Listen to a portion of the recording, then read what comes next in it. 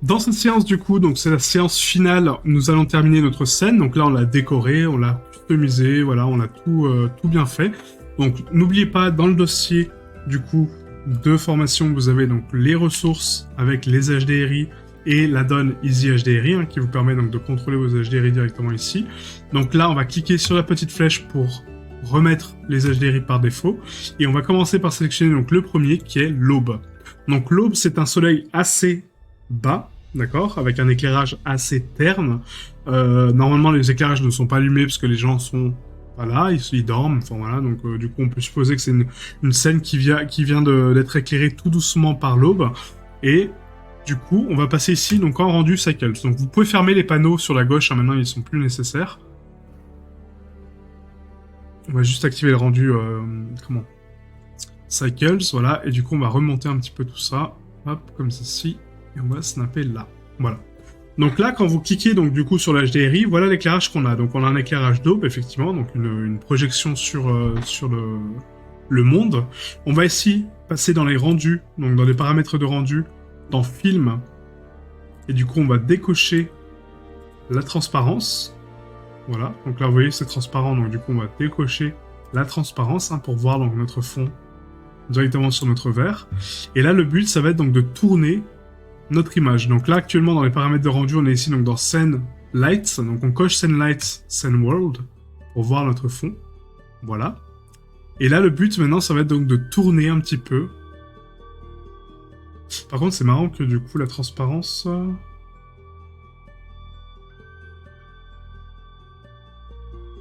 Oui, si, c'est pas mal.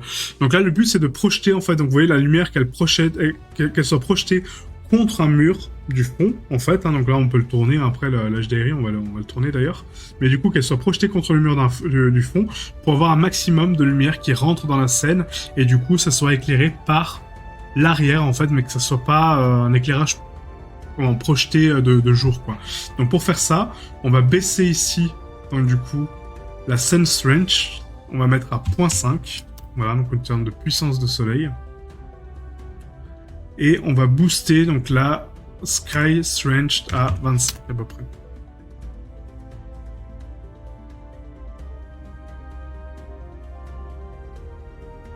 Voilà, donc là on va faire rentrer beaucoup plus de lumière sur notre scène.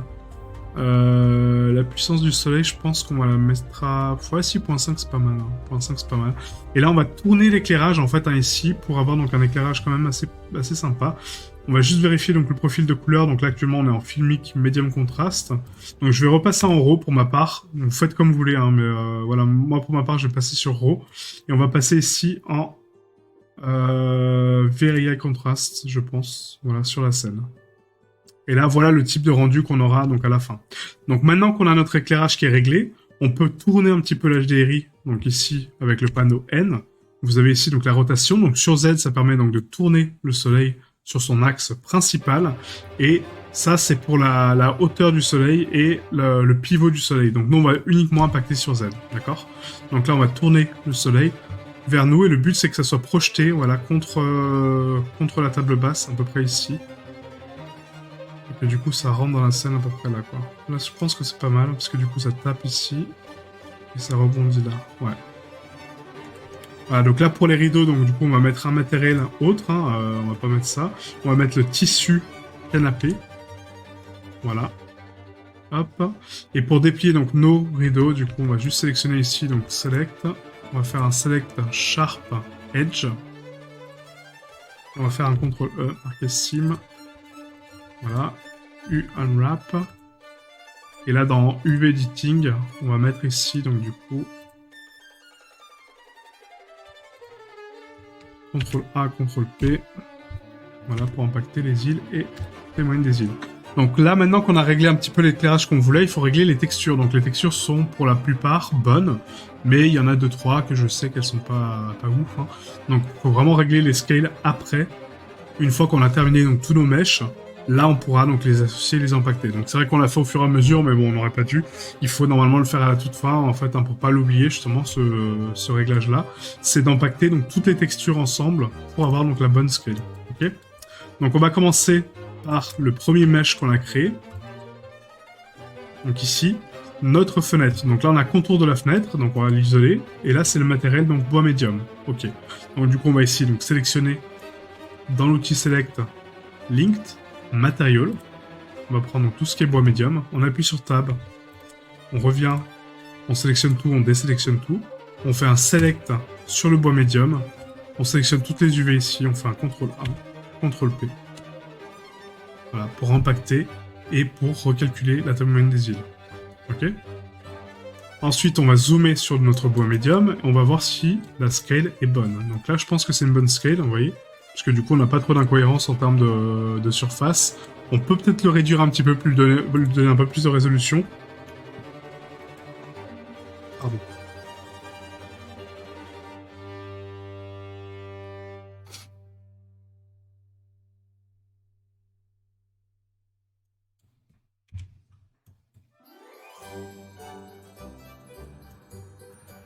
Je repasse en EV, du coup, pour voir la matière. Alors, on peut lui donner un peu plus de résolution, hein, quand même. Donc là, on est à combien? On est à 5. On va lui donner peut-être 10. 10 en termes de matière, je pense que c'est pas mal. Voilà, nickel. Ensuite, on va passer sur le bois clair. Donc là, on sélectionne le bois clair, on sélectionne donc Linked, Material. Hop, on repasse en mode Edit. On sélectionne tout d'un coup. On sélectionne donc ici bois clair. On va faire un CTRL A, CTRL P. Voilà. Et là, on voit que du coup, la scale est beaucoup trop grande. Donc du coup, on va augmenter la scale à 25. Voilà, 25, c'est pas mal pour les barreaux ici. Et donc là, on va vérifier. Donc c'est surtout sur la table basse. Voilà, donc là, c'est bien mieux, ouais, clairement. Parce qu'avant, c'était vraiment immonde. 25, on peut même peut-être aller un petit peu au-delà, parce que là, c'est quand même assez arche ici. On va même mettre 35, je pense. Ouais, 35, c'est pas mal. Voilà, 35, ça me paraît très très bien. Ça me paraît très très bien. Nickel. Nickel, nickel. Ensuite, donc le parquet, donc là on va sélectionner donc la salle. Donc les murs, je pense que c'est pas mal en termes de scale, hein, pour le crépi, ouais. On peut peut-être l'augmenter un petit peu plus. Donc là les walls, on va les resélectionner. Voilà, vous sélectionnez donc ici les walls, hop, vous faites un CTRL A, CTRL P. Voilà, pour impacter témoin des îles et impacter les îles. Et là c'est pas mal, ouais, là c'est pas mal. Le parquet, pareil, donc on repasse en mode edit, on désélectionne tout, on resélectionne tout. Select, on sélectionne le parquet, CTRL A, CTRL P. Voilà, comme ça la scale est cohérente par rapport à ce qu'on a. Donc là, la scale est un peu fat, hein, on va mettre 5. Voilà, je pense. Le plafond, pareil, donc on passe en mode edit, on fait un select, CTRL A, CTRL P. Voilà, comme ça corrige donc le plafond. Le tissu, on va faire un select linked, parce que du coup, il y a le canapé avec, donc material. On passe en edit. Voilà, on sélectionne donc le tissu. Et là, on va faire un CTRL A. Oula. Qu'est-ce qui s'est passé?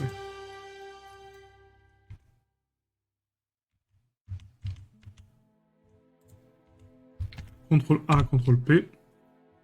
Voilà, on vérifie un petit peu. Du coup, les fibres. Ouais, c'est pas mal. Peut-être un peu fat, on va mettre à peut-être 20. Ah, 20, c'est pas mal. Voilà, nickel. Donc ça, c'est pour le tissu. Ensuite, on a ici donc le plaster. Donc le plaster, on va sélectionner donc le plaster. Donc select linked material. Hop. On va sélectionner notre plaster ici. On va faire un CTRL A, CTRL P. Voilà. On va zoomer sur le plaster. Donc là, le plaster est pas mal. Ouais, franchement, ça va. Là, par contre, pour le plaster orange, il est un petit peu fat, je trouve. Donc là, pareil, on va faire un select linked material. On passe en edit. On sélectionne tout ça, CTRL E, marqué sim. You unwrap. Parce que du coup, il y avait les briques avec. On n'avait pas des pieds. Et là, on va regarder un petit peu... Ouais, donc la scale est un peu fat. On va mettre à 10, je pense. 10, même 8, ouais. Et là, en termes de couleur, par contre, ça me va pas trop, la couleur qu'on a ici. Donc là, je vais faire un converteur color ramp. Voilà. Et on va prononcer un petit peu plus les noirs. au niveau de la brique, vous voyez, pour vraiment augmenter le détail. Et ça, en fait, on va le passer en gris. Voilà, pour vraiment la ternir un peu plus, la brique. Voilà, nickel. Voilà, c'est mieux. C'est carrément mieux. Ouais.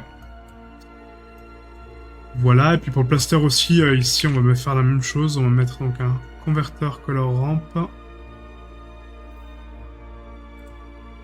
On va booster un peu le noir. C'est juste pour ajouter un peu plus de détails sur le plaster, en fait. Et là, pareil, donc cette couleur-là, on va la descendre un petit peu, on va la rendre un peu plus terne. Voilà, un peu comme ça. Voilà, là, c'est parfait. Nickel. Nickel. Le tapis est bon, hein, du coup, hein, donc le tapis, il est déplié à part, les livres aussi, les tableaux aussi. Il y a ça aussi, donc l'abat-jour. Ouais. Donc l'abat-jour, pareil, on va faire un select linked material. Tab. Voilà. Hop. Et là, on va faire un CTRL A, CTRL P. Ouais, donc là, c'était déjà bon. Par contre, au niveau de l'abat-jour, je crois que c'est pas... C'est pas top, c'est au niveau de la transparence, en fait, l'alpha. Je suis pas fan. On va enlever l'alpha. On va laisser comme ça, puis je vais changer un peu la couleur de l'abat-jour, parce que là, c'est vraiment très bright. On va l'assombrir un petit peu. Voilà, comme ça. Hop. Un truc un peu plus marron, quoi. Voilà, donc pour les pots c'est bon, pour le canapé c'est bon, c'était du bois, donc tac tac tac, voilà. Donc là je pense qu'on n'est pas trop mal hein, au niveau des matériaux. Ouais, ça me paraît pas mal du tout même. Donc on va sauvegarder avant de passer en rendu, hein. Très important de sauvegarder son travail, moi je le fais très rarement et ça me porte préjudice très souvent en live, hein. Je pense que vous avez pu le constater pour ceux qui me suivent depuis longtemps. Donc pensez vraiment à sauvegarder avant de faire des actions lourdes pour votre PC. Simulation de particules, rendu, machin, etc. Éclairage, enfin voilà. Faut vraiment régler vos paramètres avant, quoi. Ok. Voilà, donc là en termes de lumière, on a quelque chose qui est pas mal. On a mis notre portail, rappelez-vous, hein, pour laisser passer la lumière donc dans la structure. Donc ici dans Mesh, vous voyez, donc dans portail, on a ici donc notre portail de passage de lumière qui est vraiment sur notre fenêtre hein, pour indiquer donc le passage de notre lumière dessus. Et là, je pense que c'est pas trop mal, en vrai. Il y a juste ça qui me gêne un peu, là, ce décalage, mais... ouais, propre, et encore. Par contre, là, l'alpha, vous voyez, en fait, il est trop fort sur le bas-jour. J'ai oublié de l'enlever. Donc l'alpha, il faut remettre à...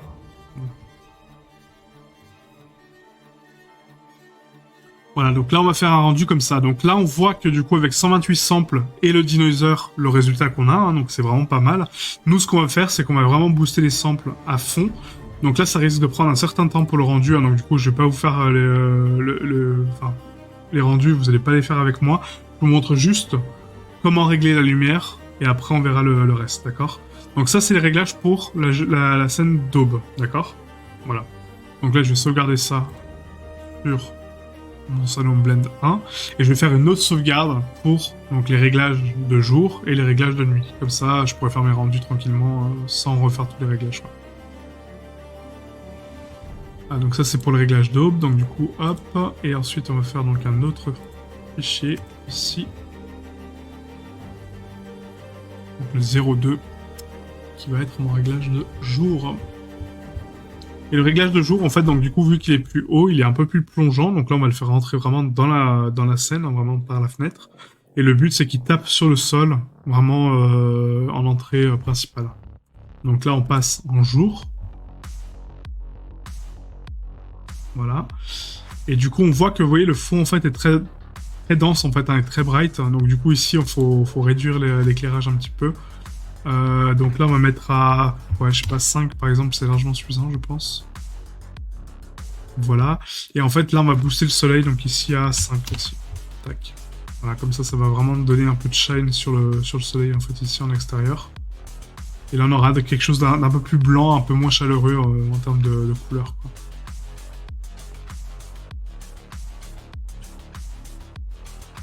Ah, donc là, le soleil tape ici, donc c'est pas mal, mais ça me plaît pas des masses. On va mettre à 0 peut-être ici, sur centré. Et là, je vais le décaler un petit peu sur la scène. Voilà, plus comme ça, ouais, que vous voyez, le soleil tape vraiment à l'intérieur.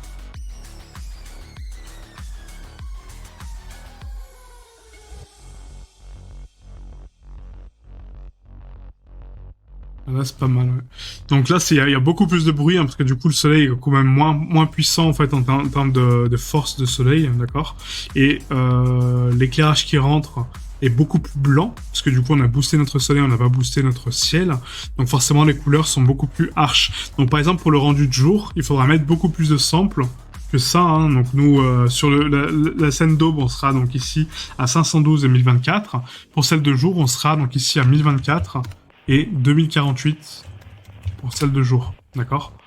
Voilà, pour vraiment avoir notre éclairage vraiment ici plus ou moins propre, quoi. Ok. Ah, donc ça c'est pour la scène de jour. Et pour la scène de nuit, il faut juste penser à allumer nos lumières et du coup faire notre rendu pareil très élevé, parce que là on a un éclairage intérieur et pas forcément extérieur. Donc pour faire ça, je vais vous montrer, hein. Donc c'est vase, hop, on passe sur le 3. J'espère vraiment qu'il me garde mes réglages en fait, hein, à chaque fois, mais normalement oui.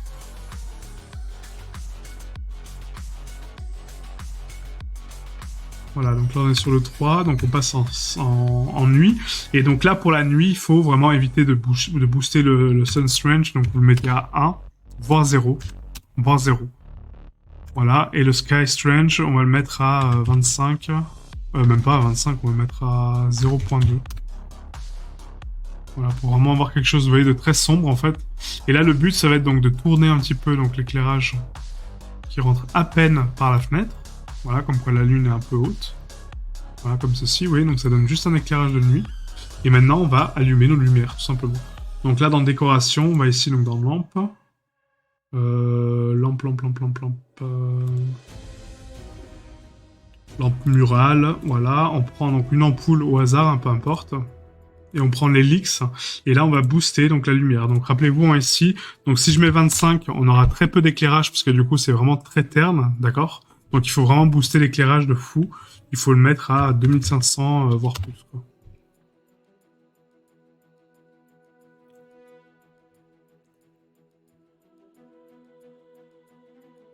Ouais, 2500, c'est la limite. On va le booster à 10 000.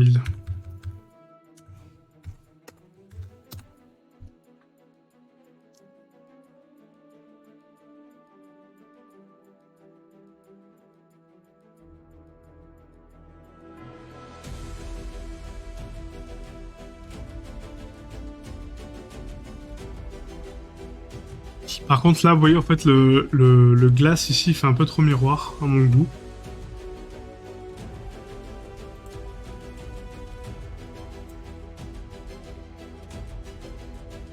Donc je pense qu'on va le changer en Coon Glass Light, en fait, hein, pour pas avoir de reflet autant, quoi. Parce que là, ça fait vraiment miroir. Ou même le supprimer. On va enlever la vitre, ouais. On va enlever la vitre, parce que là, ça donne vraiment trop de reflets. Elle est trop inclinée, en fait, sur le sol. Enfin, sur le sol, sur le plafond, pour avoir des reflets pertinents, en fait.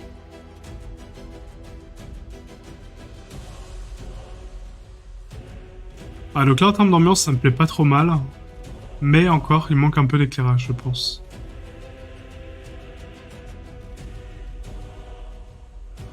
Ouais, ça manque encore un peu de lumière. Ça manque encore un peu de lumière. Donc là, on va retourner sur les leaks. Du coup, on va mettre 25 000 en termes d'éclairage.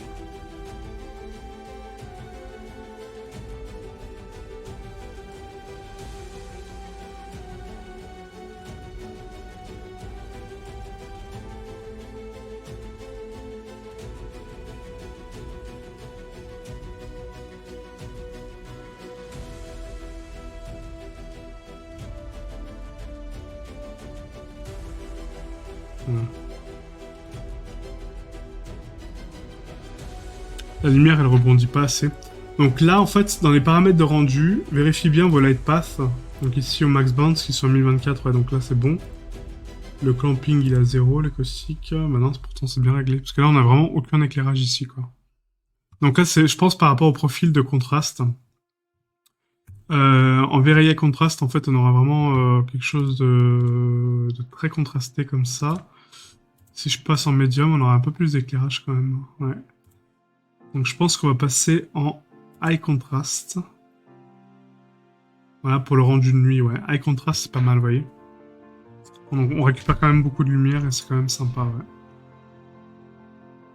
C'est pas top, mais c'est sympa. Ouais, franchement, ça va, quoi. Voilà. Là, c'est vraiment pas mal, quoi.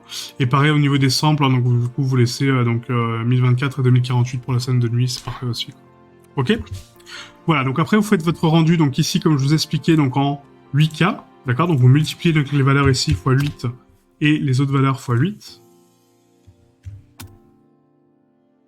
Voilà, donc ça c'est du 8K, voire du 16K, parce que du coup là le 15 000 c'est plutôt du 16K, mais c'est bon, c'est du 8K en 16 neuvième quoi. Et du coup vous avez donc 8640 par 15 360. Et comme ça quand vous faites votre rendu, ça prendra beaucoup plus de temps. Hein. Par contre, hein, ça prendra 8 fois plus de temps que sur un rendu Full HD, c'est normal, parce qu'il y a beaucoup plus de pixels à calculer.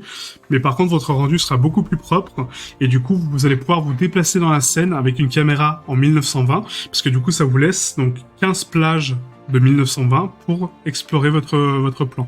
Donc vous pouvez zoomer, vous pouvez vous déplacer dans la scène avec une caméra fixe, hein, certes, hein, pour simuler un espèce de mouvement de panorama, de zoom, mais vous pouvez pas vous déplacer dans les mèches, d'accord. Le but c'est vraiment de faire juste des petits zooms très doux en fait, hein, sur les zones, sur les pièces de votre création pour les mettre en valeur. Voilà, c'est uniquement ça. Ok. Voilà, donc du coup, j'espère que vous avez aimé cette série.